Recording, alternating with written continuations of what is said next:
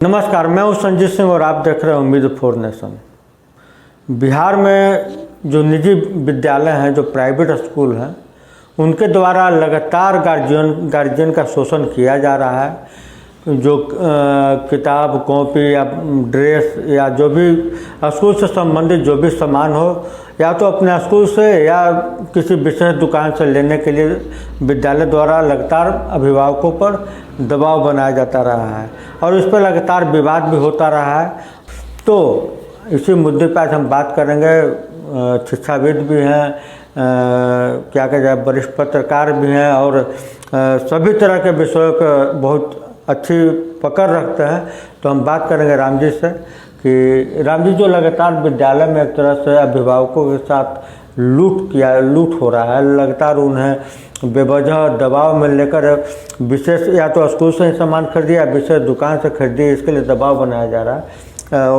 लगातार अभिभावक द्वारा विरोध किया जा रहा है, लगातार विवाद भी इस पर बढ़ रहा है, लेकिन प्राइवेट स्कूल इस पर कोई रहम बरतने को तैयार नहीं है। क्या कहना चाहेंगे इस पर? देखिए, ये जो आपने जो ये मुद्दा अभी बताया या जो जानकारी दे रहे हैं, सब लोग जानते हैं इस चीज़ को। अभी जो स्थिति बिहार ही नहीं अपितु पूरे भारत में ये बहुत बड़ा एक समस्या बन गई है। खास करके सिर्फ शिक्षा के क्षेत्र में जो गार्जियन है, जो अपने बच्चे को अच्छा शिक्षा देने के नाम पर प्राइवेट विद्यालय या निजी विद्यालय में जो पढ़ाने का मन रखते हैं या बढ़ा रहे हैं, उनके लिए बहुत बड़ा ये एक घातक कदम है। बहुत ही इससे मतलब नुकसान होती है। हमारे यहाँ खास करके अब बिहार पे हम आते हैं, दूसरे राज्य की बात छोड़ दिया जाए। बिहार एक ऐसा राज्य है जिसको लोग पिछड़ा राज्य के रूप में ही देखते हैं। यहाँ बहुत ज़्यादा गरीबी, अशिक्षा देखने को मिलता है।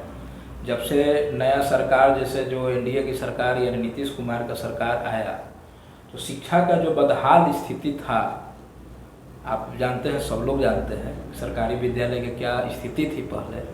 चाहे वो मतलब जर्जर विद्यालय का भवन हो या फिर पठन पाठन सामग्री न उपलब्ध होना या शौचालय, यानी बहुत सारे जो मूलभूत सुविधाएं विद्यालय में मिलनी चाहिए थे, वो बहुत पिछड़ा हुआ था। अन्य सरकार जो पहले जो चल रही थी बिहार में, उससे कुछ तो बदलाव नज़र आया। इस जो भी उनका शासनकाल रहा, आप भी देखते होंगे, आप भी देखे होंगे कि पहले का क्या स्थिति था और अब का क्या स्थिति है। तो आज जो निजी विद्यालय की ओर लोग बढ़ रहा है, इसका सबसे बड़ा कारण क्या है? जैसे अगर आप शिक्षा एक ऐसा आज के डेट में, आज के समय में शिक्षा का महत्व हर कोई समझता है और समझ गया है। पहले शिक्षा लोग उतना महत्व नहीं देते थे और आज हर वर्ग के लोग शिक्षा को लेकर के जागरूक हो गए हैं और चाहते हैं कि हमारा बाल बच्चा जो है अच्छा पढ़े। हम 2 रोटी कम खाएं लेकिन मेरा बाल बच्चा अच्छा पढ़े। और एक सिंबल भी बन गया है खास करके लोगों के बीच में, सरकारी विद्यालय में अच्छा पढ़ाई नहीं होता है, इसके वजह से हम प्राइवेट विद्यालय में अपने बच्चे को भेजते हैं और वहाँ अच्छा एक सिंबल बन गया है कि हमारा फलाने का बच्चा फलाने स्कूल में जा रहा है तो मेरा बच्चा सरकारी में जा रहा है, तो लोग क्या कहेंगे, समाज का लोग क्या कहेगा, एक स्टेटस से इसको जोड़ लिया है लोग। और उसका खामियाजा और उसका फायदा जो है निजी विद्यालय वाले लोग बखूबी उसको उठा रहे हैं। और आप और हम जो विद्यालय में जो जाते हैं, जो अपने बच्चे को एडमिशन कराने प्राइवेट विद्यालय में, तो आप देखते होंगे कि पतली सी बुक, पतली सी भी किताब जो मार्केट में वो 50 से 100 रुपया में उपलब्ध है, जो बुक अन्य पब्लिकेशन का, वही वो खास दुकान से या खास विद्यालय से, जिस विद्यालय में आपका बच्चा पढ़ता है, वहीं से लेने के लिए आपको मजबूर किया जाता है। और उसको वहाँ पे मूल्य कितना हो जाता है, वहाँ पे मूल्य आपको 400 से लेके 500 यानी 200 से लेके 500 के बीच में वो किताब आपको लेना है। तो इसमें कमीशन खोरी जोड़ा हुआ है। सब लोग जो पब्लिकेशन से सब अपने नाम पर बुक को पब्लिश करवाते हैं और वहाँ से उनका कमीशन बना हुआ रहता है। चाहे वो ड्रेस लेने जाए, चाहे वे अन्य सामग्री लेने जाए, प्राइवेट विद्यालय वाले बोलेंगे कि या तो मेरे इस विद्यालय से खरीदे या फलाने दुकान पर जाकर के या फलाने दर्जी के यहाँ जाकर के फलाने यहाँ ड्रेस सिलवाइए, क्योंकि वहाँ से उनका कमीशन जुड़ा हुआ है। ये बहुत बड़ा एक नेटवर्क है और आज के डेट में पैसा का युग कहते हैं इसको, अर्थ युग। तो आज हर लोग पैसा के पीछे पागल है और एक व्यवसाय का रूप ले लिया है शिक्षा का क्षेत्र, खास करके जो निजी वर्ग के लोग जितना भी शिक्षा चल रहा है। तो ऐसे नहीं कि सब लोग हैं, लेकिन अधिकांशतः इसको लोग व्यवसाय के रूप में देख लिया है, बिजनेस का रूप में देख लिए हैं, और जितना हो सके वो शोषण अभिभावक का हो रहा है।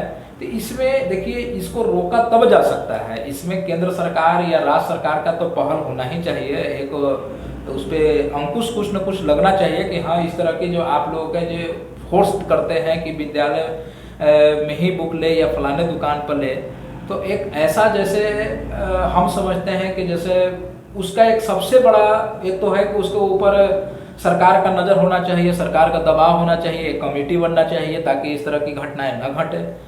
और लेकिन कभी भी ये बंद नहीं होगा संजीत जी, जो इस तरह का जो आप सुन रहे हैं, या प्राइवेटीकरण या निजीकरण जो विद्यालय का हो रहा है, लोग जा रहे हैं, पढ़ रहे हैं, तो ये तभी बंद हो पाएगा जब हम लोग खुद जागरूक होंगे, अभिभावक जागरूक होंगे।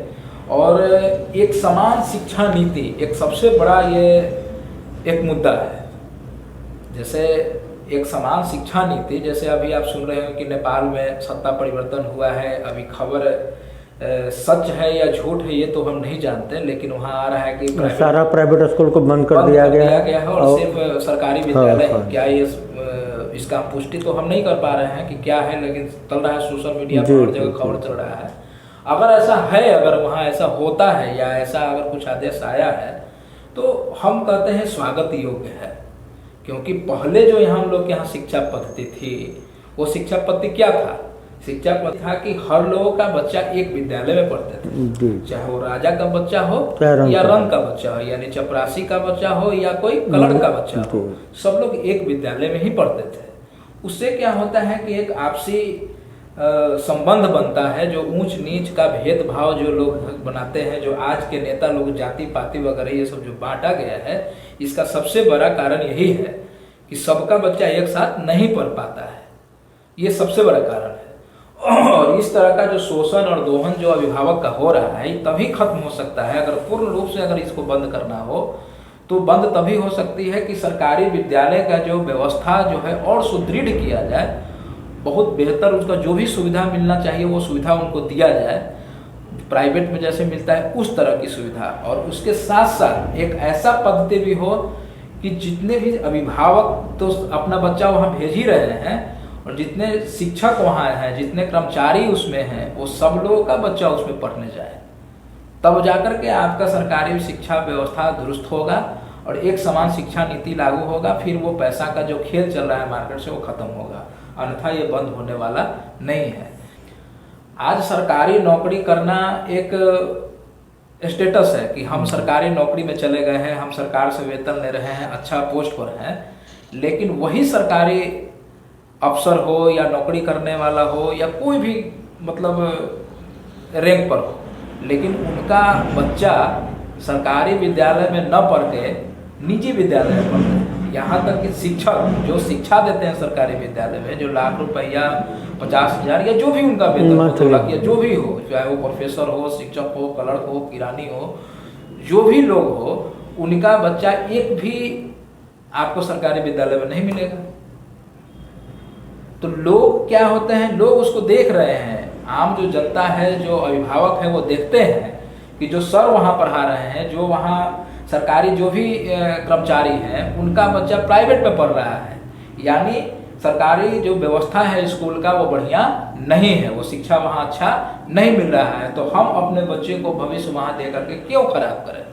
आप देखे होंगे कि छोटे छोटे कस्बों में, छोटे छोटे टोलों में आप प्री से लेकर के अब 1-2 तक का स्कूल आपको बहुत मिल जाएंगे, बहुतायत मिल जाएंगे, जो सरकारी विद्यालय के बगल में भी खुला हुआ होगा, मिलेगा आपको हर जगह पे, लेकिन उसमें ना दे करके बच्चे लोग को लोग प्राइवेट में दे रहे हैं।